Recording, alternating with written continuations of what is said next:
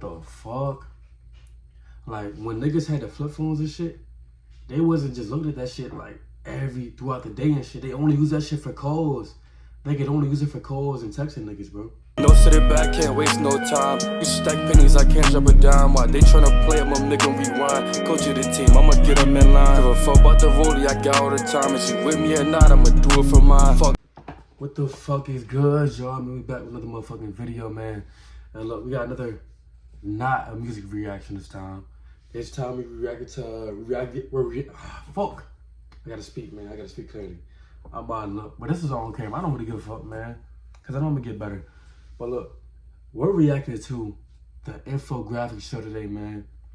We got even psychologists stunned by Gen Z's mental health crisis. And I'm not gonna lie, what just happened, which I just seen 10 seconds ago, was me just like jumbling over my words and shit. Sometimes I be thinking about a lot of shit, I ain't gonna lie.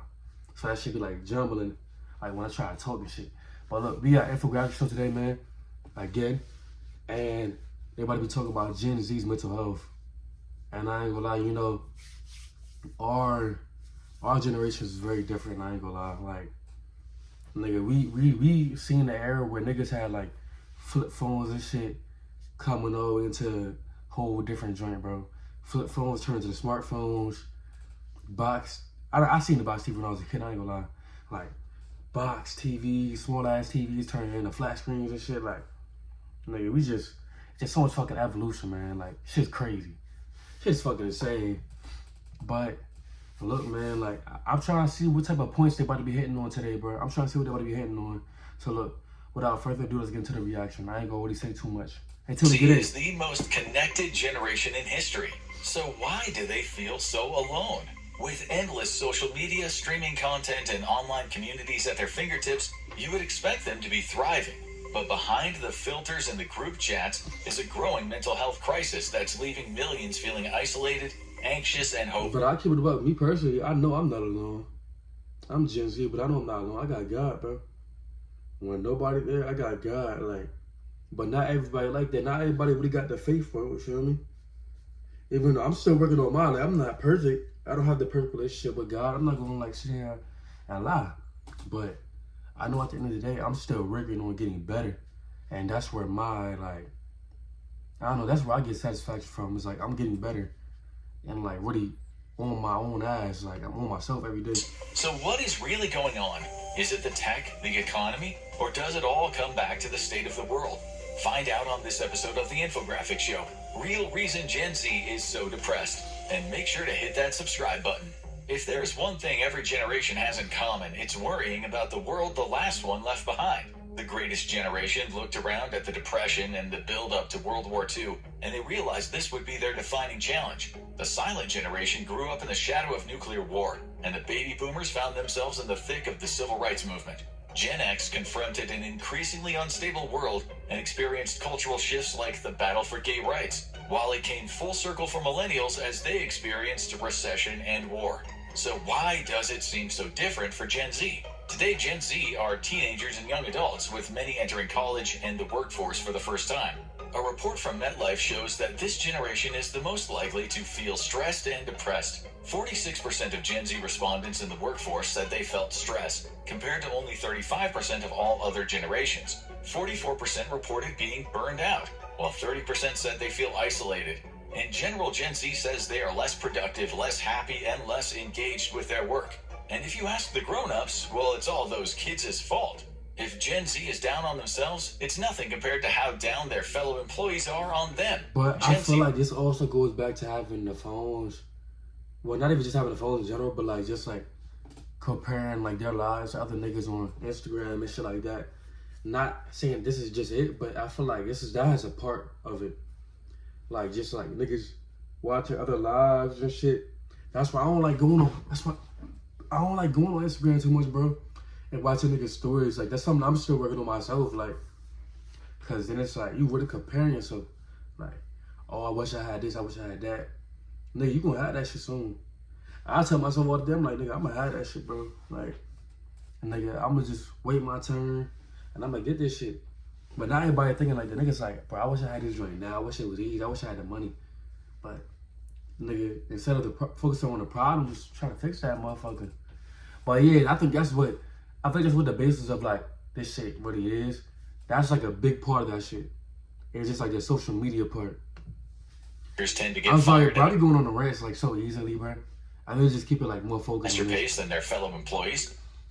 Imagine being able to build anything But bro, just listen, by thinking like about social media is a big part of it, bro. For Base sure. 44, a complete AI creation. Have a harder time getting hired and are often behind the eight ball when it comes to workplace culture. High school teachers and college professors have reported them having both behavioral problems and knowledge gaps, as well as being unwilling to adapt to new rules and environments, making them hard to work with. Is this true, or is it time to hit the critics with an okay, boomer? Like most things, the answer's probably somewhere in between. Every generation gets hit with complaints about not being professional enough and not knowing how to do things the old-fashioned way. And sometimes they just shouldn't need to. Time marches on. It's like those memes about today's kids will never know what it was like to use whiteout on a term paper, which is good.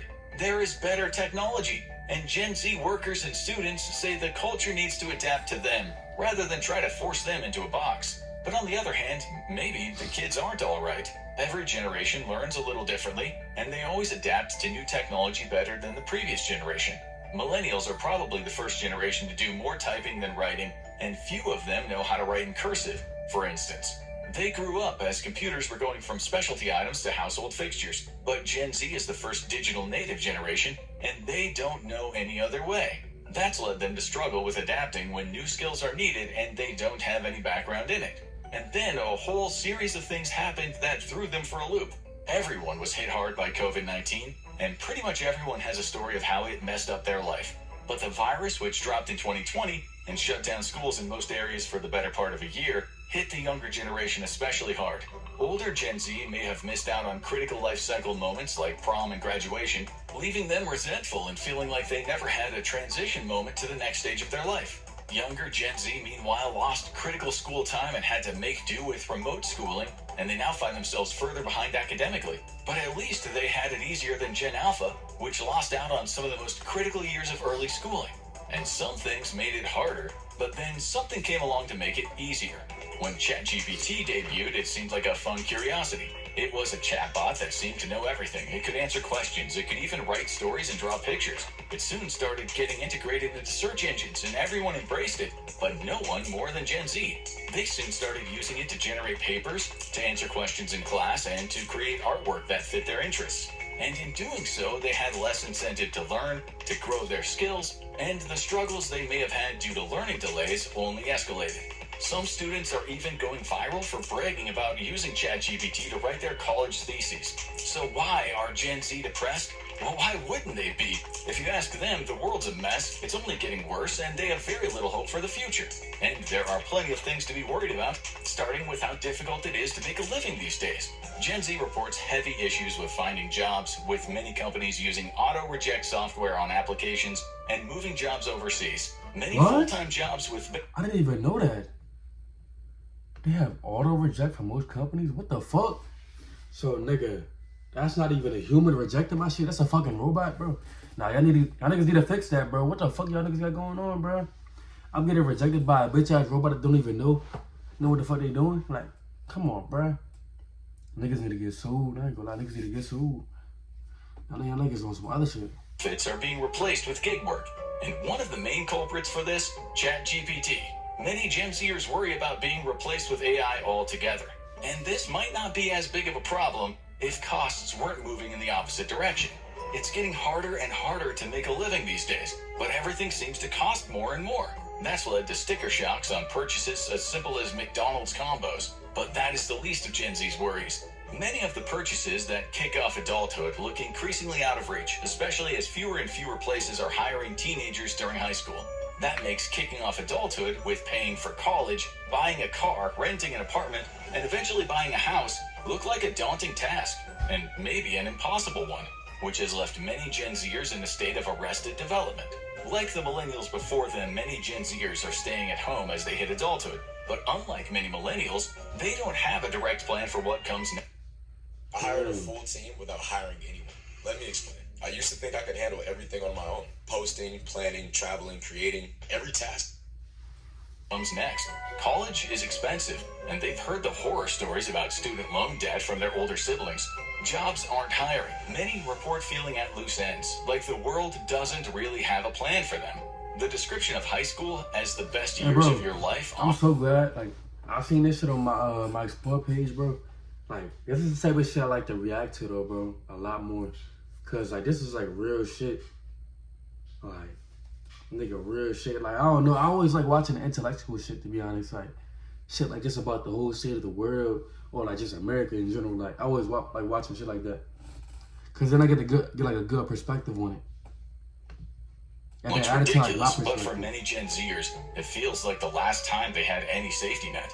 But for many of them, it's the least of their problems. The fate of the world is at stake. Gen Z is one of the most politically engaged generations, and that can come as a double-edged sword. It makes them very aware of the problems in the world, but that means those problems are weighing on them at all times. While the majority of millennials were politically disengaged through adulthood, crises like 9/11, the Iraq War, and the 2008 recession hit them as young adults.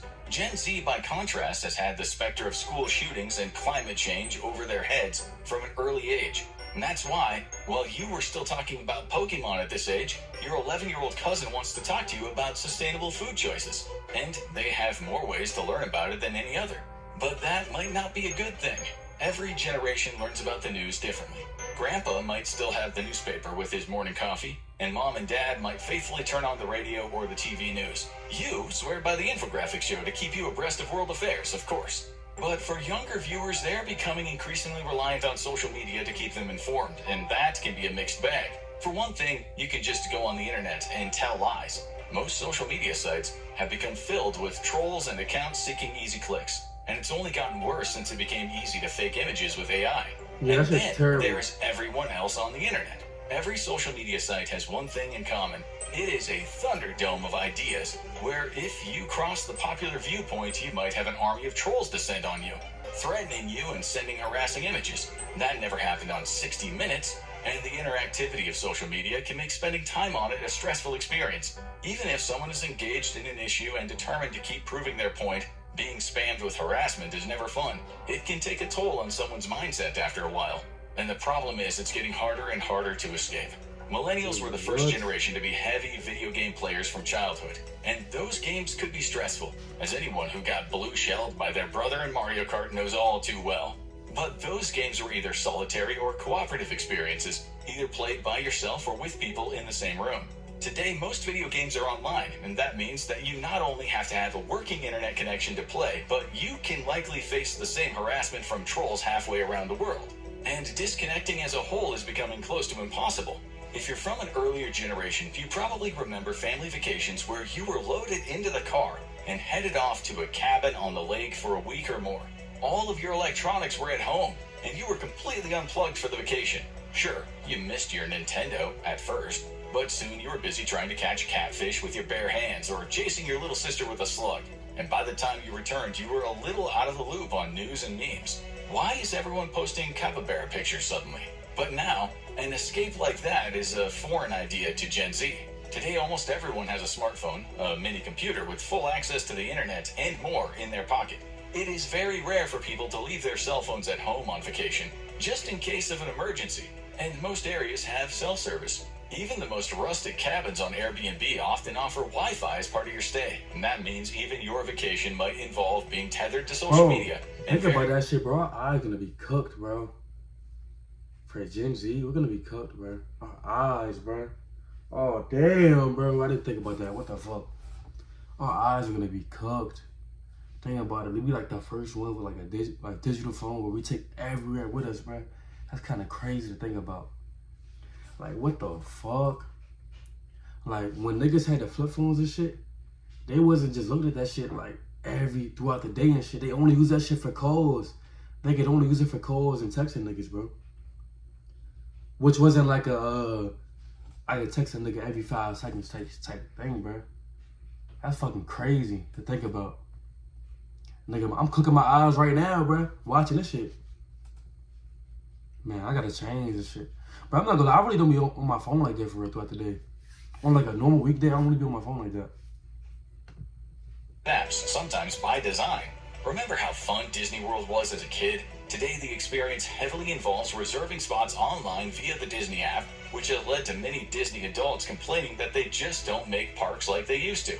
But if you ask the government, one app in particular is the problem. Is TikTok ruining America's youth? A lot of people think so. So much that the US government passed a bipartisan bill to ban the Chinese-owned app, although as of June 2025, it's been held in limbo by the whims of the current US administration. But the app, which combines short-form videos with different types of content, has gotten a ton of flack for its political content and its hospitable environment for conspiracies. Sometimes this can be funny, like when someone claimed that Vladimir Putin had found an ancient vault that proved all the biblical figures were black.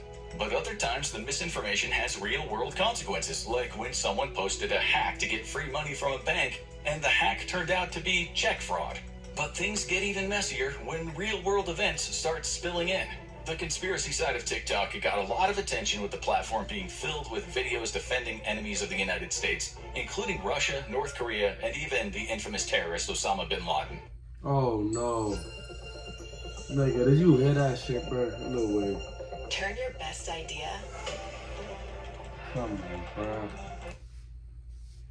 More insidiously, the platform makes these videos very easy to view, often setting them to easy listening music and having an influencer dancing in the background. And the algorithm makes it easy for a new video to start playing as soon as the last one ends. And this could be having serious consequences for Gen Z's mental health. Not me. One of the biggest complaints older generations have about Gen Z is that they seem politically radicalized, and that can go hand in hand with mental health problems. If you spend all of your time mainlining depressing news about the state of the world, it only stands to reason that depression will quickly follow. Additionally, many scammers have taken advantage of world affairs, making up GoFundMes and other charity drives to help people supposedly from the conflict zones. Many of those accounts are from unknown locations, but it is possible to see hundreds of them a day on sites like Tumblr and the site formerly known as Twitter. And it's impossible to donate to them all, even if they were genuine. But is it really social media, or is it simply the state of the world? Many Gen Zers defend TikTok and social media as a whole, claiming it's the best. I think it's both though. It's both combined. It's the state of the world and it's social media. Because they're using the social media to push out the state of the world. And just like he said, that's what leading to the depression, because everybody is like looking at the state of the world. And they could probably even, that could put some people in a state of like, why should I even care about this shit? The world's fucked up. The world might blow up anyways. They might have just seen some shit that says the world might blow up tomorrow. Or the world, oh, this is why the world's ending. Like, and that's gonna put you in a certain state of mind. Where like, yeah, you feel me?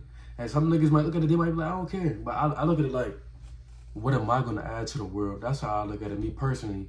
So it doesn't make me like depressed or like things like that. But I'm not gonna say I'm happy either. I'm not gonna say I'm like the happiest person in the world. But I just appreciate like where I'm at right now in life. But I want more for sure. Type shit.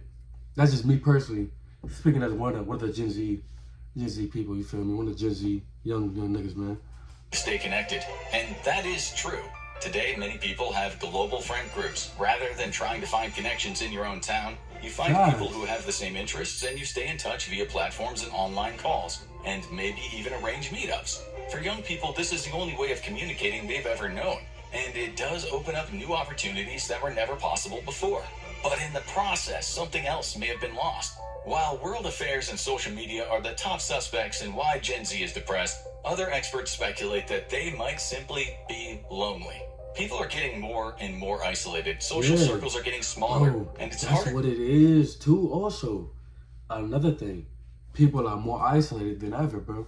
More isolated, cause it's like you seeing motherfuckers through your phone, their stories through your phone. It's like you don't have to hit a motherfucker and be like, "Yo, how you doing?" and shit. Like, what motherfuckers be thinking, you don't have to do that.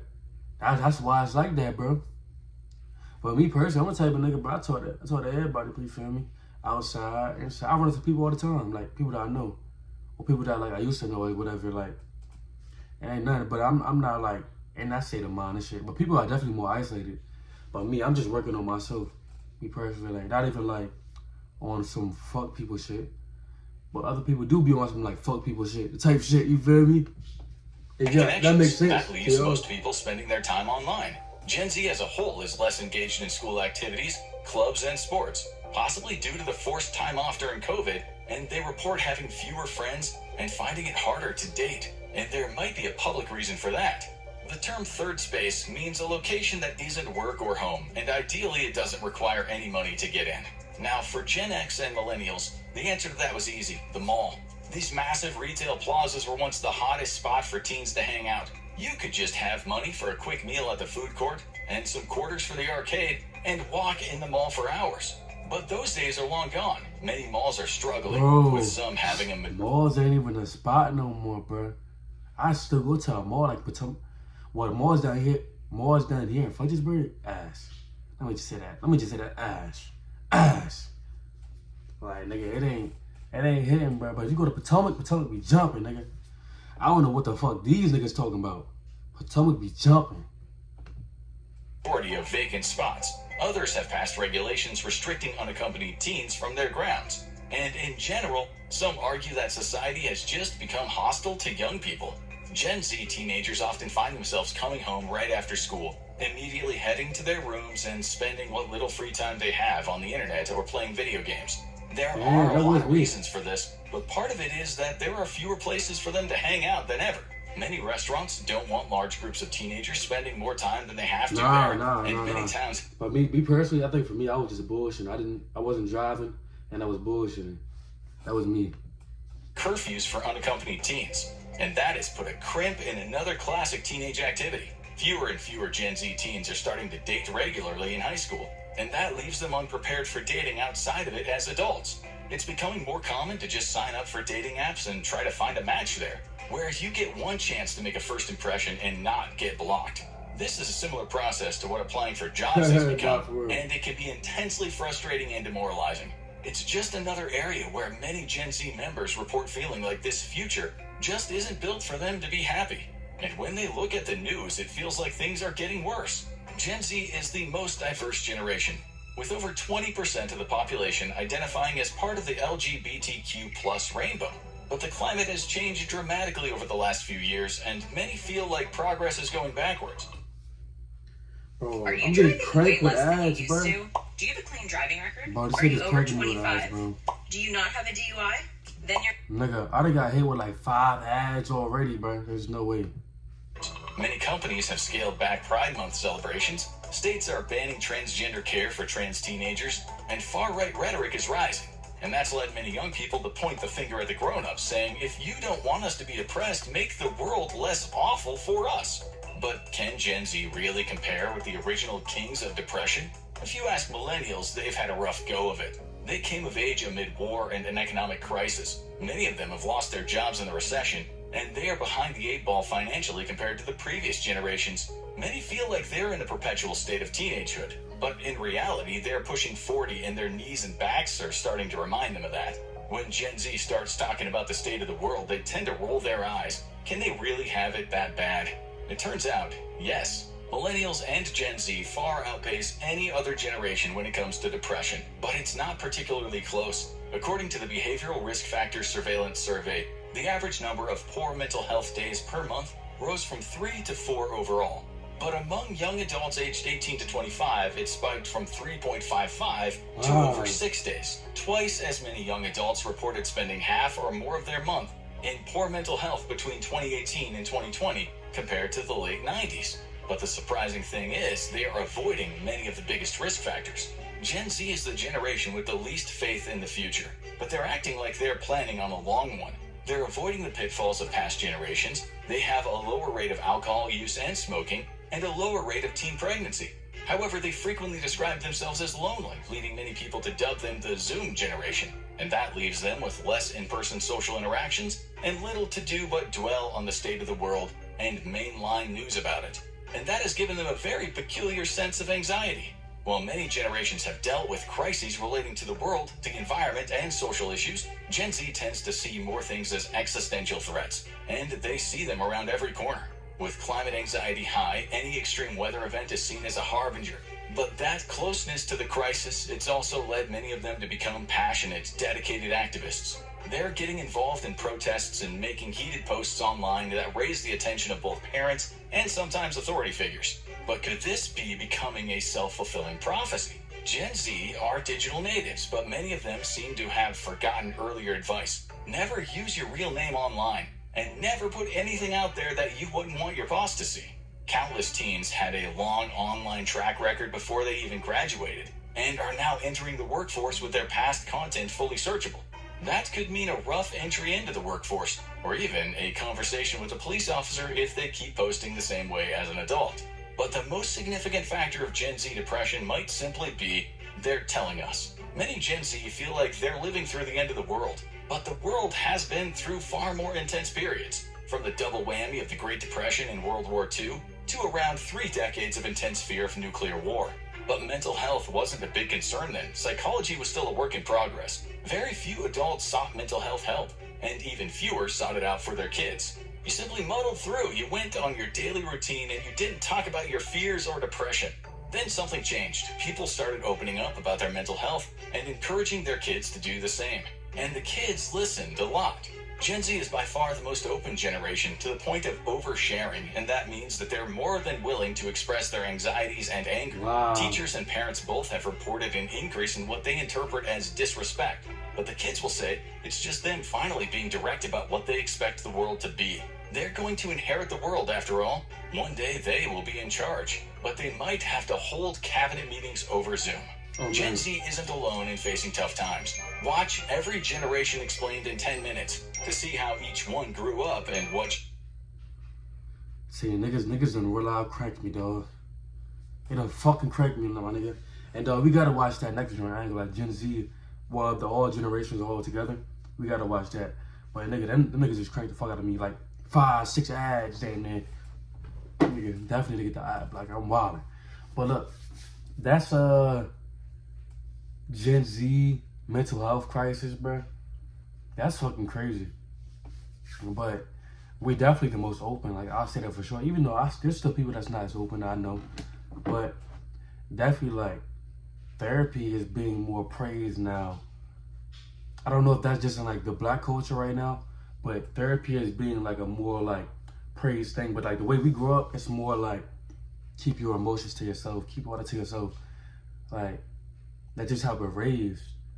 But that's being more like looked upon now, and culture and shit. And it's just crazy, man. Shit's changing, bro. Shit's always changing. And nigga, who know what's the next generation? I forgot what they call it? The Genz. I don't know what the fuck they call it, to be honest. I think it's somebody put it down in the comments what the next generation is called. But it's just crazy, man. This is our generation, though, man. We gotta stick with it, man. Keep on going. If you feel like you depressed, bro, just put that fucking pain in, bro. Work. Put your work to something. Keep on grinding, dog. Your time is coming. I know the state of the world. Like, you see what's happening in the world right now, but focus on you. Focus on you and your room. And your room, work on you. Hold on. Read a book, my nigga. Learn Spanish.